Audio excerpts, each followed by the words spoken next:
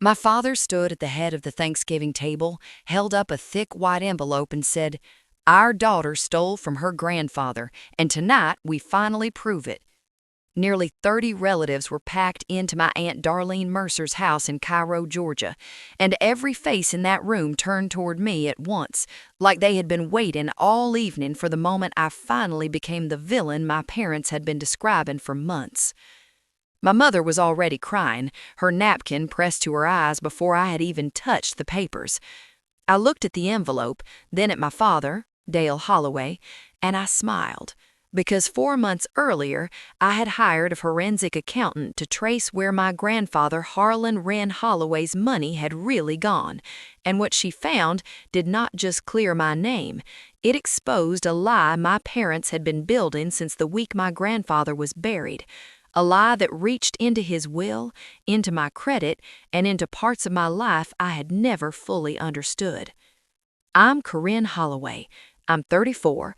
I'm a registered nurse from Bainbridge, Georgia, and before that Thanksgiving dinner was over, the man who tried to bury me in front of the whole family was the one running out of places to hide. By the time I turned onto Darlene Mercer's street in Cairo, the sky had already gone that washed-out gray that always made Thanksgiving feel lonelier than Christmas. The whole block smelled like wood smoke and roasting turkey. Cars lined both sides of the road, more than Darlene ever had for a normal holiday dinner, and before I even killed the engine, I knew my father had invited an audience. I sat behind the wheel for a second longer than I needed to, looking at the porch light glowing against the dusk. My phone was face down in the cup holder, 2 missed calls from my mother, 1 from my father, 3 texts from Mom in the last 48 hours, all some version of, "Please come with an open heart, please don't make this worse, please let your father say what he needs to say." That last one had stayed with me all the way from Bainbridge. Inside, the house was loud in the way only a Southern family Thanksgiving dinner can be. Kids ran through the hallway in socks, someone in the den had football on low, the kitchen smelled like sage, butter, and sweet tea. But the second I stepped through the doorway, the room shifted. Not dramatically, just enough. Too many people looked up at once. Darlene came over first and hugged me fast, her cheek cold against mine. "Good to see you, honey." Her arms let go a beat too soon. I scanned the room while I took off my coat, a couple of cousins from Valdosta who almost never came, one of my mother's church friends near the pie table, 2 people from the Baptist Fellowship group. Bo was in the living room, sitting on the edge of the couch with his elbows on his knees, staring at the floor like he'd lost something under it. When I caught his eye, he looked away. That was when my stomach dropped. My mother was already red around the eyes. Not crying yet, but ready. My father had on a navy blazer over a button-down shirt, dressed more like he was heading into a deacon's meeting than a family dinner. Everything about him was composed, groomed, prepared. I had spent enough years in hospital rooms to know the difference between a family in shock and a family braced for impact. This one was braced. My father kept talking about family, about betrayal, about shame. Every sentence came out polished, controlled, too polished, like he had practiced them in the mirror, probably with my mother listening from the doorway and crying at the right places.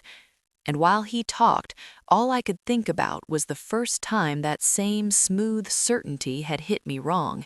March of this year, after Harlan's funeral in Bainbridge, standing in the church hallway with casseroles stacked in the fellowship room and women from First Baptist hugging each other in little circles.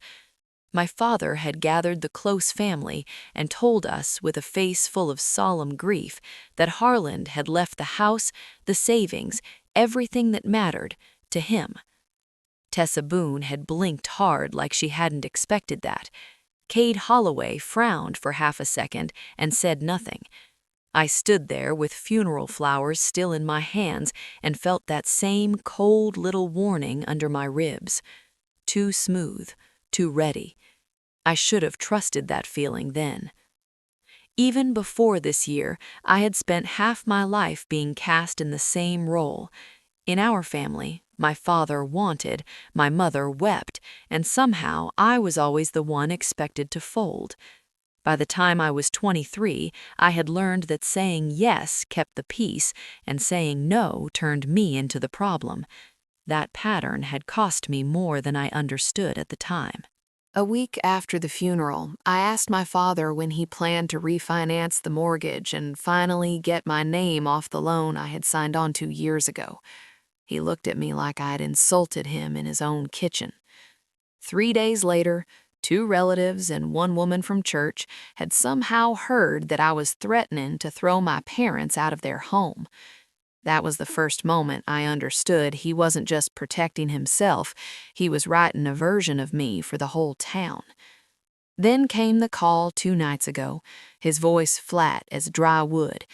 "If you keep digging, Corinne, this whole town is going to know what you did with Harlan's money." He said it like a promise, not an accusation. After my shift that night, I sat in the parking lot at Memorial River and logged into the old mortgage account, the one I still had access to because my name had never come off it. What I found made my hands go cold. A cash-out refinance from December 2024, $48,700, a hard inquiry on my credit I had never authorized, a scanned signature page uploaded into the file. I hadn't touched that loan in years. I looked up from the screen now, back in Darlene's dining room, at my father standing under soft yellow light with half the family gathered around him like he was about to save us all from me. I knew then what I hadn't been ready to admit in March. He wasn't just lying about me, he had used me, again, on paper this time. And from that moment on, I knew I wasn't going to beat him by explaining anything. The truth was buried in paperwork, and that meant the trap had probably started years before Harland ever died. In 2014, I was 23, freshly done with my RN Bridge program, working my first real nursing job, and still living like every dollar had to stretch twice before I spent it. I shared a small apartment in Albany with another nurse, ate cereal for dinner more nights than I care to admit, and kept a running total of my student loan balance in the back of a planner, like staring at it might somehow shrink it. Dad called on a Sunday and said he needed me in Bainbridge that evening. When I got there, the kitchen table was covered in papers. Mom was already crying. Dad tapped a stack with 2 fingers. "The bank needs a co-borrower for the refinance, just temporary, 6 months, maybe a year. We get the rate down, I clean up a few things, then your name comes right off." Mom pressed a tissue to her face. "We are trying to keep this house, Corinne." I stood there with my bag still on my shoulder. "Why can't you do it without me?" "Because banks want security," Dad said. "That's how it works. You've got clean credit. We don't need your money, just your signature." Mom looked up at me with wet eyes.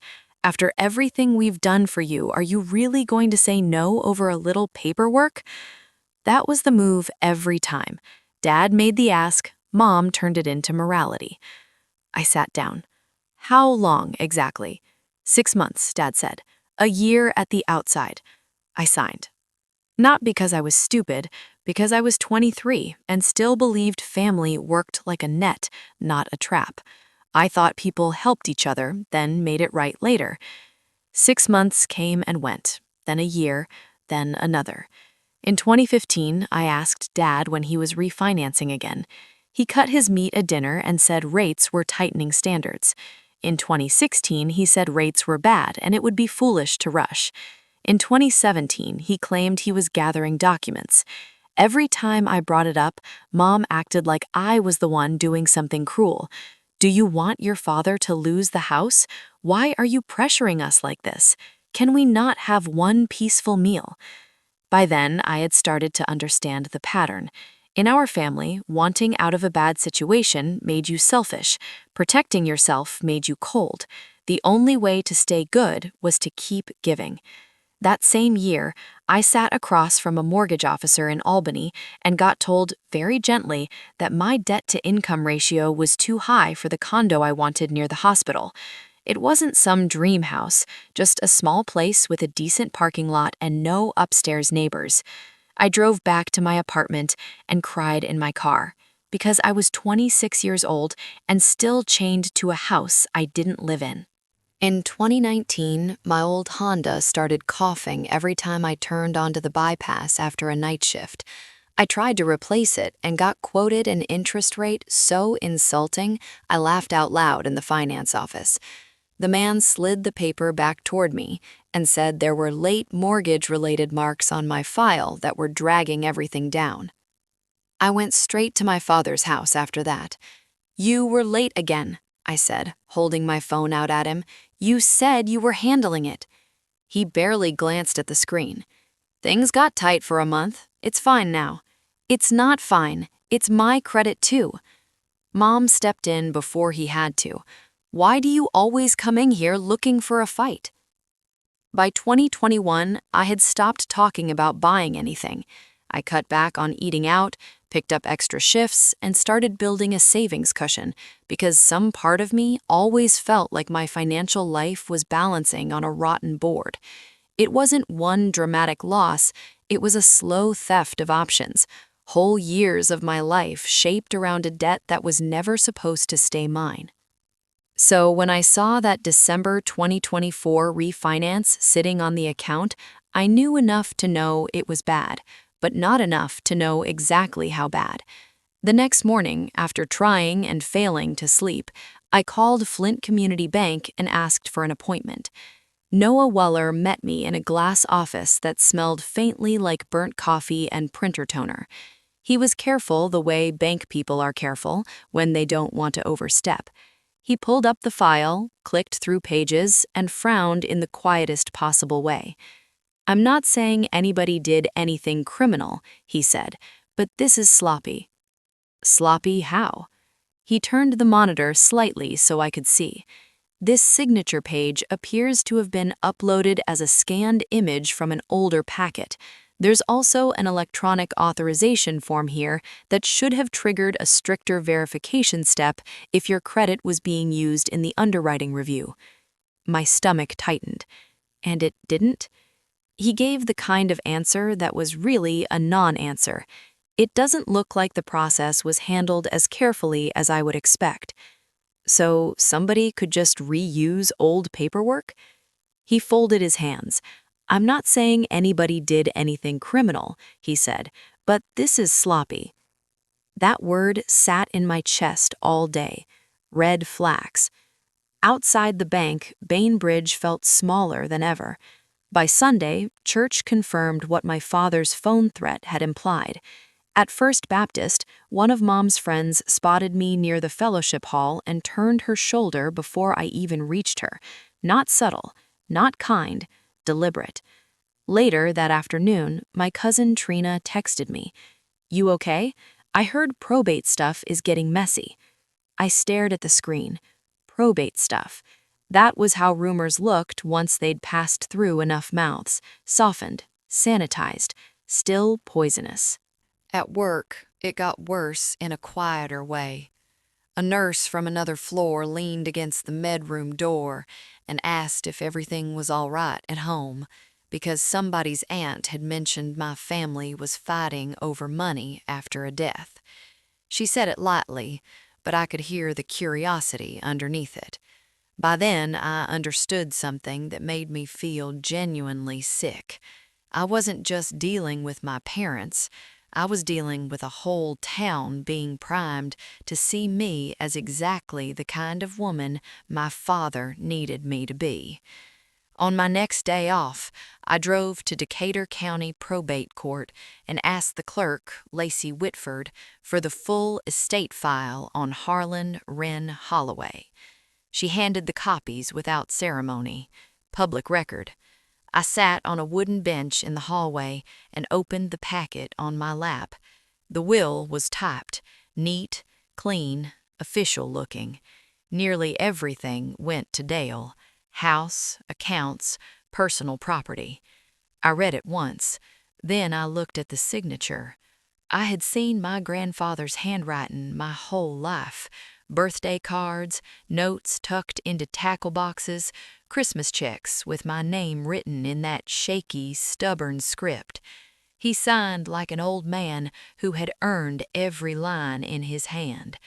This signature looked like someone trying to imitate confidence, too careful, too controlled, too young. I took pictures of every page and sent them to Raina Sloan from my car in the courthouse lot.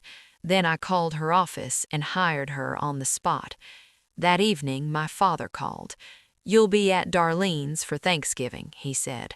"This family is going to settle this once and for all." A minute later, Mom sent a message so long I had to scroll. Healing, privacy, grace, family should handle things quietly. I read it twice and felt the truth of it land in the exact opposite direction. They weren't trying to keep this quiet. They were building a stage. 2 weeks later, I drove to Thomasville with every muscle in my neck pulled tight. Raina Sloan worked out of a small brick office tucked between a title company and a tax preparer on a street that looked like it hadn't changed much since the 90s. No inspirational wall art, no soft voices trying to manage my feelings. Just gray filing cabinets, a printer humming in the corner, and a conference table with 3 neat stacks of paper waiting for me. Raina herself looked exactly like the kind of woman you wanted around when somebody thought they could outsmart a paper trail. Mid-40s, silver at the temples she didn't bother coloring, glasses low on her nose, expression flat in the way doctors get before they tell you something that will rearrange your life. She slid the first stack toward me. I compared the signature on the probate will with verified samples from Harland Wren Holloway. Tax returns, bank forms, a vehicle title, a CD closure from 2021. If you are asking me as a forensic accountant who reviews document flow and fraud indicators, this is not his hand. I looked down at the copies. The difference is that it only felt wrong to me in the courthouse hallway now looked undeniable. Harlan's real signature leaned, even when his hand shook. The one on the will sat too straight, too cautious, too practiced. So it's fake. Raina folded her hands. I'm saying it does not match the pattern of his verified signatures, and I would be comfortable testifying to that if needed. My mouth went dry. She pushed the second stack toward me. Now the money. This part hurt in a different way, because numbers don't cry, and they don't lie to make themselves look better. She had mapped the estate account after the probate filing, $132,000 to pay off credit card debt in my father's name, $72,400 moved into an account under my mother's name, $56,000 and change to Pine Ridge renovations, then a string of cashier's checks and cash withdrawals totaling over $40,000 that disappeared into blank space. I stared at the page so long the columns blurred. That was my grandfather's money. Raina's voice stayed calm. If the filed will is invalid, then no, it was not your father's money to use that way. I rubbed my palms over my jeans. He paid off his life with it. Looks that way. And my mother took money too. Raina gave the smallest nod, enough that she cannot credibly claim she had no idea something was wrong. That line landed harder than I expected. Maybe because until then, some part of me, some small, pathetic, loyal part, had still been trying to leave my mother a back door, a way to be weak without being guilty. Raina kept going. The refinance in December 2024 matters because it overlaps the same pattern. He is layering personal liquidity on top of disputed estate movement and using your credit profile as support. That is not panic. That is planning. Planning. I took the papers with me when I left, but the truth was they felt heavier than paper. They felt like cinder blocks. I drove straight from Thomasville to the edge of Bainbridge, where Imogene Pike lived in a white clapboard house with a sagging porch and a yard full of stubborn winter roses. I had not seen her in years. My father saw to that. In our family, people didn't exactly disappear. They just stopped being invited until they became a story told in past tense. Imogene opened the door before I knocked twice. She was smaller than I remembered, but not softer. Her silver hair was pinned back tight, and her eyes went over me once, like she was checking whether I had finally come in as a grown woman or just another Holloway looking for something. "You took your time," she said. I didn't know where to look. "No," she said, "you didn't." She let me in. The house smelled of coffee, cedar, and old books. A teacher's house, neat without being showy. She didn't ask if I wanted anything to drink. She sat at the kitchen table and waited until I sat too. "I found the probate will," I said. "It leaves nearly everything to Dad." Her mouth tightened. "Of course it does." "Raina says the signature isn't real." Imogene held my eyes for a long second. Then she said the thing that split me right down the middle. "Do you know now that my brother never hated you, or did you only come once the pain got loud enough?" I couldn't answer.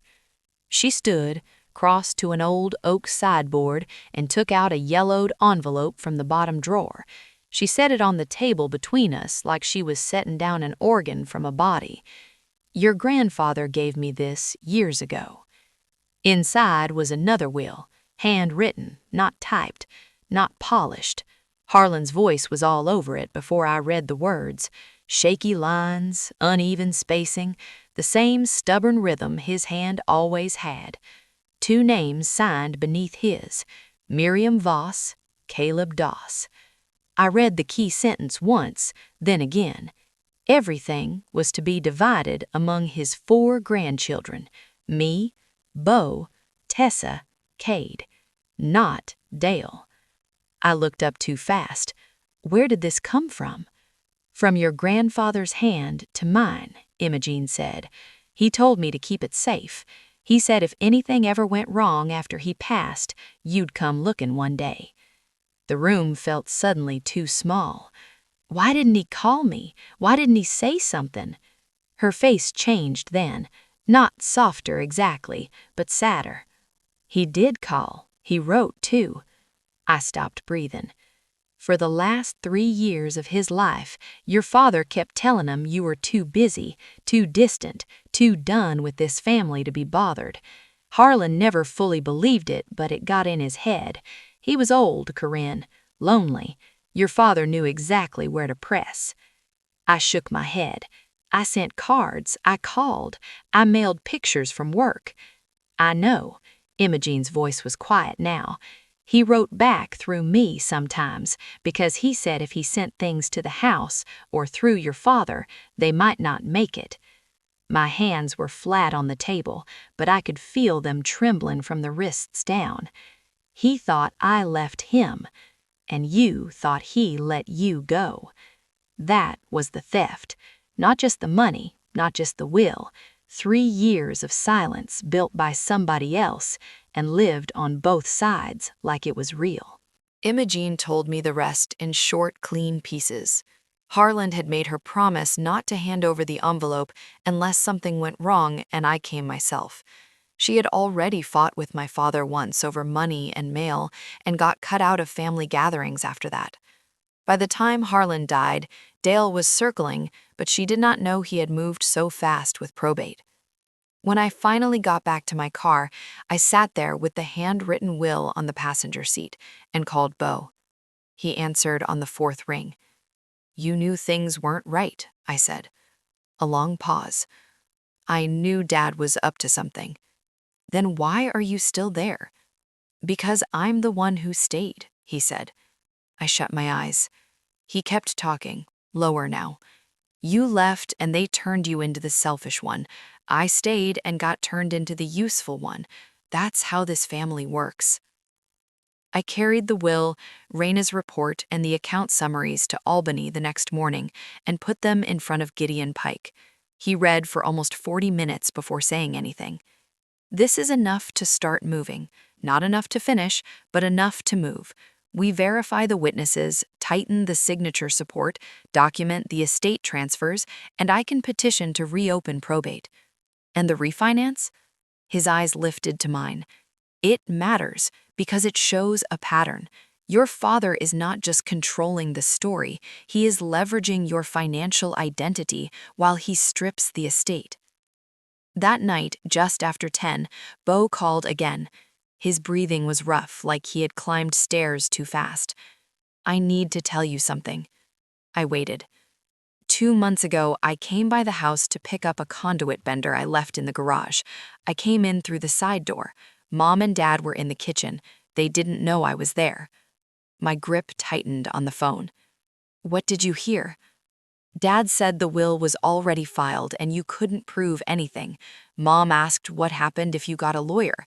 He said then they would go louder, make you the villain first, and nobody would believe you over them. I sat very still. There was more, Beau said. I hit record. I didn't speak for a second. You still have it? Yeah. I looked through the windshield at the dark parking lot below my apartment and understood that the truth was no longer just in wills and bank statements and signature pages. It was inside the fear of the people who had survived my father by staying close enough not to be thrown out. The next afternoon, Beau texted me an address on the edge of Bainbridge and told me to come alone. It was a half-finished subdivision with raw dirt lots and one framed-out house, wired halfway through. A red clay electric LLC van sat crooked near a stack of drywall. Beau was behind the place, near a green utility box, shoulders hunched against the wind, work boots dusted white from sheetrock. He didn't hug me, didn't smile, he just held out his phone. I copied the file to mine while he stared past me at the tree line. You should have sent it the night you recorded it. I know. Then why didn't you? He finally looked at me. Because once I did, there was no going back. The answer made me angrier because I understood it. He scrubbed a hand over his face and kept talking before I could say anything else. I haven't slept right in weeks. Every time Dad looked at me, I thought he knew. Every time Mom cried, I heard that kitchen all over again. But Thanksgiving kept getting closer, and all I could think was if I stayed quiet, they'd nail your version of the story shut forever. I leaned against the side of the van and opened the audio file. The recording sounded exactly like real-life sounds when they trapped the truth by accident. Cabinet doors, running water, a chair scraping. Then my father's voice, lower than usual, irritated more than dramatic.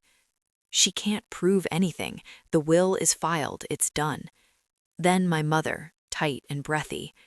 But what if she gets a lawyer? Then him again. Then we go louder. We say what she did before she starts saying anything. Nobody is going to believe her over us. There was no movie villain flourish. That was what made it land. It sounded like people cleaning up after dinner and planning somebody else's burial. I stopped the file and looked at Beau. Mom knew. He gave a short laugh with no humor in it. Mom always knows. I slid the phone into my coat pocket. 2 months, Beau. He looked down at the ground. 2 years ago, Dad wanted me on a line of credit for the garage expansion he kept talking about. I said no. He didn't yell, he just stopped speaking to me. 4 months. No calls, no checking in, nothing at dinner, except asking Mom to pass the salt, like I wasn't sitting there. That's what he does. He starves you until you come back grateful. The cold worked its way through my sleeves. You think I don't know that? You got out, Corinne. I stayed. That changes what you get punished with. That line followed me all the way to Albany. Gideon Pike's office sat above a dentist and smelled like old leather and printer paper. I spread everything across his conference table. Raina's summary, the probate will, the handwritten will from Imogene, the witness names, the refinance paperwork, the recording.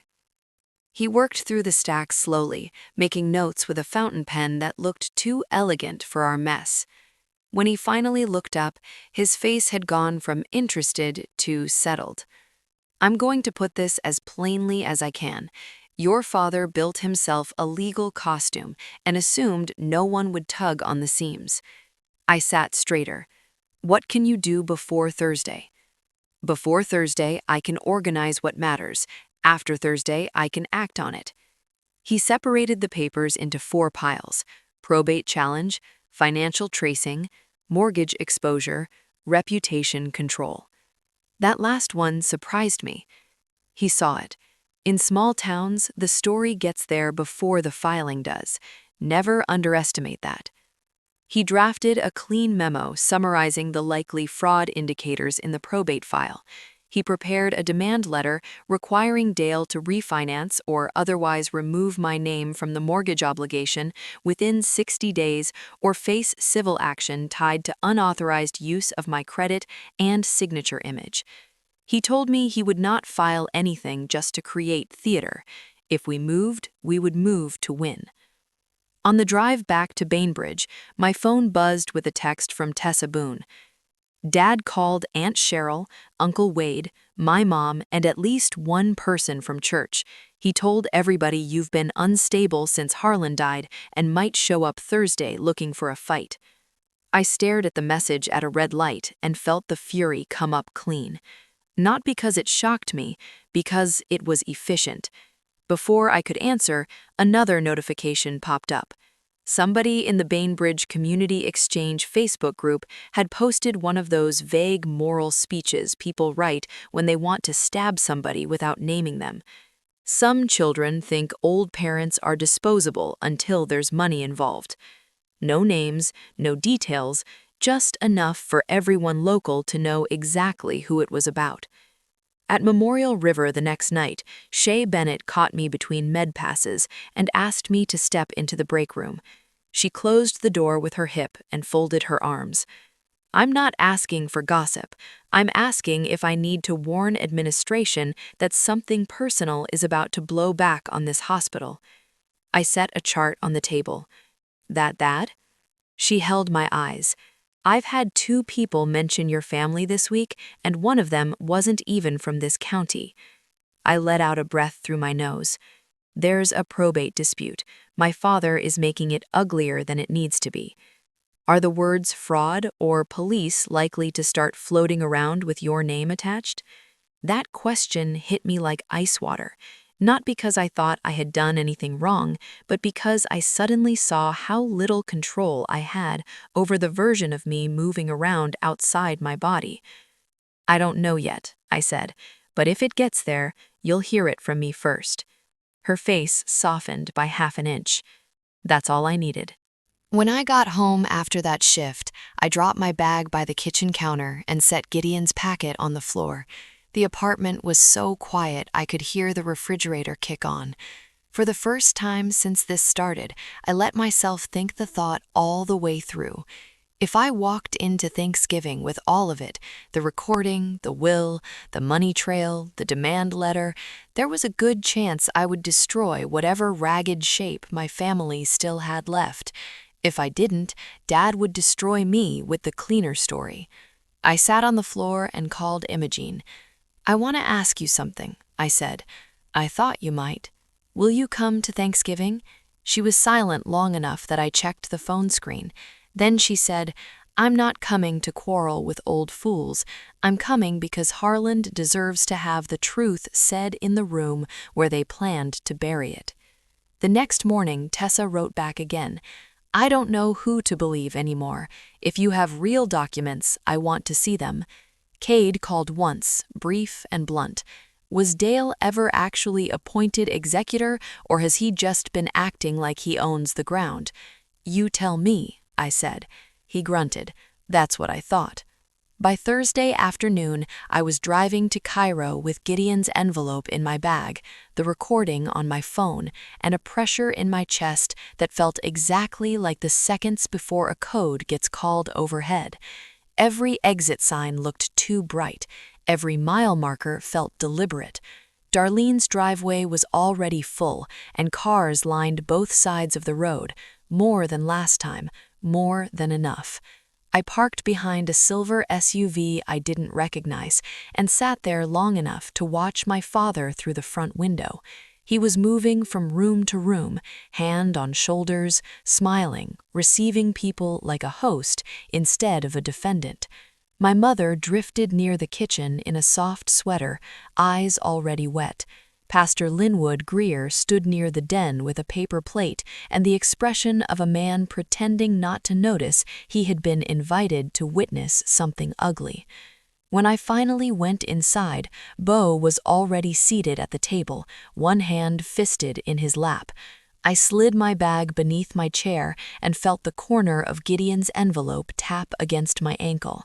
That was when I understood none of the silence leading up to this had ever been peace. It had only been rehearsal. By the time Dale tapped his knife against his glass, the whole room had already started leaning toward him. He stood with one hand on the back of his chair, face arranged into that careful expression he used whenever he wanted to look like the only adult left in the room. My mother had her napkin ready before he even opened his mouth. "I wish this had stayed private," he said. "I truly do. But when someone forces your hand, you either defend your father's name or you become part of the lie." He slid the white envelope toward me across the table. "This is what our attorney prepared. We plan to file first thing Monday." My mother let out a broken little sound and pressed the napkin to her face. I opened the packet and flipped through it just long enough to confirm what I already knew. No case number, no clerk stamp, no proof of filing. It was a draft complaint and a threatening letter dressed up to scare me in front of an audience. I set it down beside my plate and looked up at him. "You really want to do all of this in front of everyone?" He crossed his arms. "You left me no choice." That was the moment the room stopped feeling like it belonged to him. I bent, reached into my bag, and pulled out Gideon's envelope. "Then let's do it right." I handed the first page to Aunt Darlene because she was closest. It was the signature comparison Raina had prepared, the one laying Harlan Wren Holloway's real signatures beside the one from the probate will. Tax documents, bank forms, vehicle records, years of the same hand, aging but consistent. Aunt Darlene pushed her glasses up and stared at the page. My father laughed once, too quickly. Corrine paid somebody to make that look convincing. I didn't look at him. "Keep passing it." The paper moved down the table. I watched faces change in real time, not belief to disbelief all at once. First irritation, then confusion, then the slower, uglier recognition that they might have trusted the wrong person. The second page was the handwritten will. I held it up before I gave it to anyone. "This is Harlan's real will. It was witnessed by Miriam Voss and Caleb Doss. Both of them are still alive. It leaves the estate to his 4 grandchildren, me, Beau, Tessa, and Cade." Tessa straightened so fast her chair scraped. Cade's head snapped toward me. "That's not possible," my father said. "It's very possible," I said. "It's just inconvenient for you." My mother lowered the napkin. Her face had gone flat with fear. I passed the will to Tessa. Her hands shook when she took it. Cade leaned in over her shoulder, reading with his mouth slightly open like he'd forgotten to close it. Then Imogene Pike stood up from the far end of the table. Most of the younger ones barely knew who she was. That helped. It made the room listen harder. "Harlan brought that envelope to my house himself. He asked me to keep it safe because he did not trust his own son to do right by him." My father's voice sharpened. "Imogene, you don't know what you're talking about." "I know exactly what I'm talking about." She didn't raise her voice. That made it land even harder. "And I know one more thing. My brother never believed Corrine abandoned him, not once." The room went still in a different way then. Imogene looked at me, and for 1 second I forgot there were 30 people around us. Harland wrote to you, she said. He kept writing because he thought something was wrong. Your father told him you were too busy, too far gone, too done with this family to want him anymore. He was heartbroken, but he never stopped writing. I felt the blood leave my face. My mother whispered, "Oh God," but it wasn't grief, it was panic. I took the next document from the stack before I could lose my footing. Here's what happened after the probate filing. I kept my voice level, because if I let anything crack in it, I was afraid it would all crack. $132,000 paid off Dad's credit card. $72,400 went into Mom's account. $56,000 and change went to Pine Ridge Renovations for work on their house. Then there were cashier's checks and cash withdrawals, totaling more than $40,000 with no clear explanation. I set the page down in front of my mother. For the first time all night, nobody looked at her like the wounded party. They looked at her like a woman who had taken money. My father shoved his chair back. "This is ridiculous. This is a hit job. You hired people to build a case because you want what isn't yours." "No, Dad." I pulled out the refinance packet. "I want what is mine. My name, my credit, my life." I laid out the hard inquiry on my credit report, the scanned signature page, and Noah Weller's memo about the sloppy handling of the refinance file. "You didn't just lie about Harlan's will. You used my credit in that December refinance. You kept my name trapped on your house for years, then dug the hole deeper with $48,700 I never approved." My father's face changed then. Not guilt, rage. "Everything I ever did was for this family." "That's not true," Bo said. Every head at the table turned. He stood slowly, one hand gripping the edge of the table. "I heard them 2 months ago in the kitchen. They didn't know I was there." My father went pale. "Bo, sit down." "No." He took out his phone, opened the file, and hit play. The recording spilled into the room, ugly and ordinary. My father saying I couldn't prove anything because the will was already filed. My mother asking what happened if I got a lawyer. My father saying, "Then we go louder. We make her the villain first. Nobody's going to believe her over us." When it ended, nobody moved. Aunt Darlene pushed her chair back an inch away from my father. Tessa was still holding the handwritten will like it might burn. Cade finally looked straight at Dale. "If you were really the rightful executor, why did you need to get ahead of the story at all?" No one answered him. Even Pastor Linwood Greer, who had spent years preaching forgiveness and family unity, said nothing. He just stared at the table with the face of a man who understood silence could sometimes be the most honest thing in a room. Nobody ate dessert. In the days after Thanksgiving, everything moved the way real things move. Not fast, not neatly, but forward.